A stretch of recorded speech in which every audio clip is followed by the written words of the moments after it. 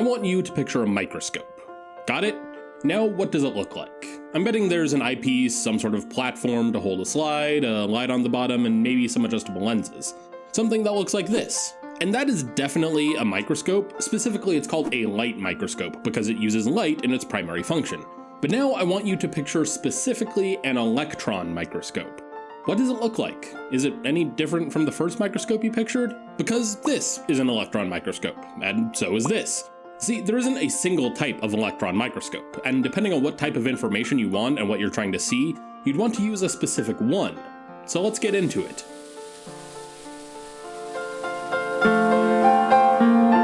Hello and welcome to the Chemist's Codex. My name is Peter, and I like to tell stories about whatever happens to catch my interest, because I believe those stories can teach us more about ourselves. Today we're looking at a world on a scale so small it almost seems alien.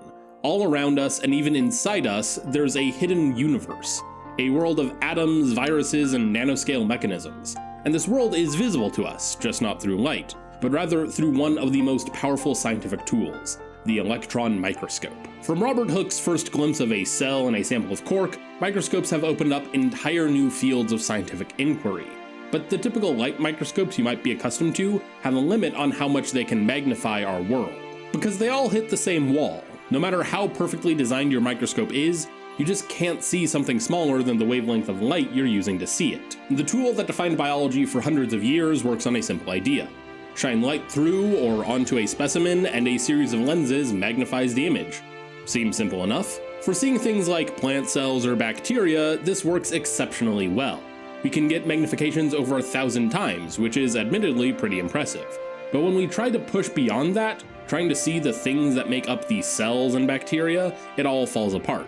And it has nothing to do with the design of the microscope. It's simply the laws of physics. See, visible light has a wavelength between roughly 400 and 700 nanometers. This means if two objects are closer together than about 200 nanometers, about half the wavelength of blue light, a light microscope can't resolve the image well enough to tell them apart. They blur together into a singular blob. A single atom is less than a nanometer wide. A virus might be 100 nanometers across. These things are simply too small for waves of visible light to see properly.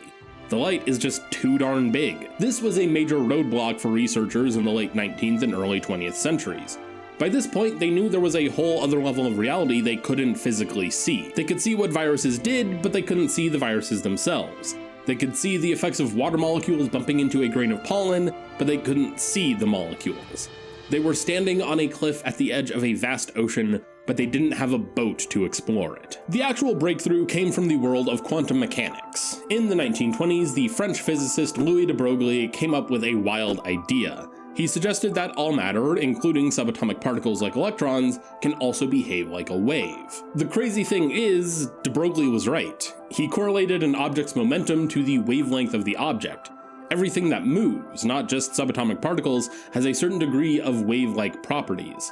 It's actually a fairly common quantum mechanics problem to calculate the de Broglie wavelength of something like a baseball thrown at a certain speed. Of course, this also means that a beam of fast-moving electrons was also a wave with a specific and measurable wavelength. And the great thing about this? The wavelength of an electron gets shorter the faster it goes.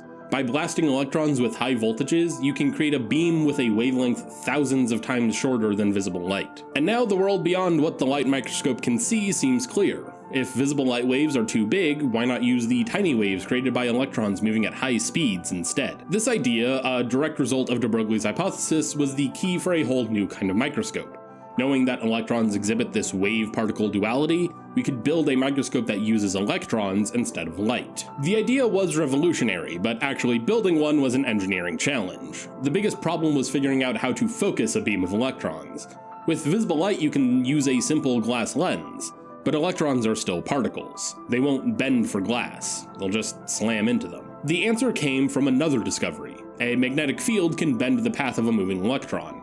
In 1926, the German physicist Hans Busch showed that a coil of wire with electricity running through it, in other words an electromagnet, could act as a lens for electrons. This was the basis for the magnetic lens. Armed with this knowledge, two German engineers, Ernst Ruska and Max Knoll, started building a new imaging device. Ruska saw the massive potential of Busch's magnetic lens.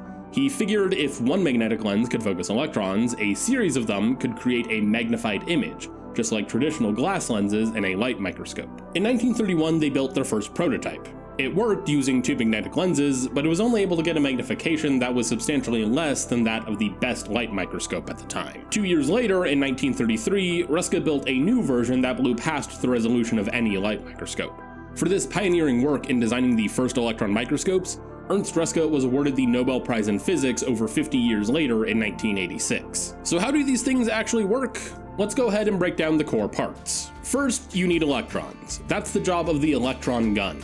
The simpler type is a thermionic gun, which works like a filament in an old incandescent light bulb. A thin wire, usually tungsten, gets heated to insanely high temperatures until electrons literally shoot off the surface. The other type is a field emission gun, or FEG. Instead of heat, an FEG uses a super sharp tungsten tip and a powerful electric field to yank electrons right out of the material. FEGs are more complex, but they produce a much brighter and more focused beam, which you'll need to get the highest resolutions. Once the electrons are free, a high voltage accelerates them into a high energy beam. The higher the voltage, the faster the electrons and the shorter their wavelength, which means better resolution. So now we have a beam of electrons, but it's flying through the air. For an electron, trying to move through air would be like you trying to swim through molasses. Electrons will collide with the molecules that air is made of and bounce off in a different direction. To prevent the beam from instantly scattering, the entire path of the electron beam, from the gun to the sample, is kept under a high vacuum. Pumps are continuously sucking air out, creating a clear path for the electrons to travel through. Finally, the key component of the microscope, the magnetic lenses. These powerful and precise electromagnets steer and focus the electron beam. Just like a light microscope, there's a condenser lens to focus the beam onto the sample, an objective lens to create the first image, and projector lenses to magnify that image even further onto a detector. So quick recap. An electron gun produces the electrons, a high voltage shoots them off while a vacuum keeps the path clear, and magnetic lenses aim and magnify the beam. This is the foundation for two main types of electron microscopes. But how the beam hits the sample is what separates them into complementary tools. The two major types are based on one key question. Do you want to see the surface of the object, or do you want to see through it? The question separates the scanning electron microscope, or SEM, from the transmission electron microscope, or TEM. Let's start with the one that gives us incredible 3D looking images. This is the scanning electron microscope. An SEM doesn't light up the whole sample at once. Instead, it focuses the electron beam into an impossibly sharp point and scans it back and forth across the surface in a pattern called a raster scan, similar to how your eyes would move across the page of a book as you read text, left to right, top to bottom. As this beam hits the sample, there's a spray of different types of electrons flying all over the place. The SEM is designed with detectors to catch these signals. The two most important ones are secondary electrons and backscattered electrons. Secondary electrons are the key to seeing the surface shape. They're low-energy electrons knocked out of the sample's own atoms. Because they're relatively low energy, only the ones from the surface can escape and be detected. This makes them super sensitive to topography. If the beam hits a steep edge, more electrons can escape from the sides, making that spot look bright. If it hits a flat spot or a hole, fewer electrons escape and it looks dark. By mapping the surface point by point, the microscope builds up a detailed 3D looking image. The other key signal comes from backscattered electrons. These don't come from the sample like secondary electrons. They're electrons from the main beam that dove in, bounced off an atom, and flew back out. Now, heavier elements are much better at backscattering electrons than light ones, which means that areas of heavier atoms look brighter in an image created from collecting backscattered electrons. So, while secondary electrons map the shape of a sample, backscattered electrons can map the composition. Since an SEM just looks at the surface, the sample can be pretty chunky. The two main concerns with samples for SEM, however, are conductivity and how it would behave in a vacuum. Samples need to be stable when under vacuum, so that rules out things like liquids or superfine particles. As for conductivity, samples need to be able to dissipate any charge buildup caused by the electron beam. This is why non-conductive things will often get coated in a very thin layer of gold or platinum, like this spider that was coated with a layer of gold. Now I'm going to pause here for a moment to gush about how cool SEM images look. I mean, look at this. This is so cool. The level of detail and how clear the topography comes through just makes me giddy. I just love it. Okay, now for the other side of the family, the transmission electron microscope, or TEM. Where an SEM scans the surfaces of a sample, TEM is more like taking an X-ray. It's designed to see through the sample. A TEM uses a broad, stationary beam of electrons that passes through the whole sample at once. For this to work, however, the sample has to be unbelievably thin, somewhere in the realm of 150 nanometers thick, and for high-resolution TEM, it's often sliced down to a few dozen nanometers. As the electrons pass through this ultra-thin slice, some scatter and some go straight through. After the sample, some more magnetic lenses magnify this pattern and project it onto a camera. The result is a 2D projection, almost like a tiny shadow puppet show. Areas that are thicker or have heavier elements scatter more electrons and look darker. Thinner or lighter areas look brighter. For example, here is a TEM image I took myself while I was a grad student. This is of some nanoparticles I had made and were zoomed in to 700,000 times magnification. The darker the spot, the higher the electron density. And I want to draw your attention to this particular area here. You can see there are lines running through the particle. Well, those lines are the rows of atoms that make up the crystal structure of the particle.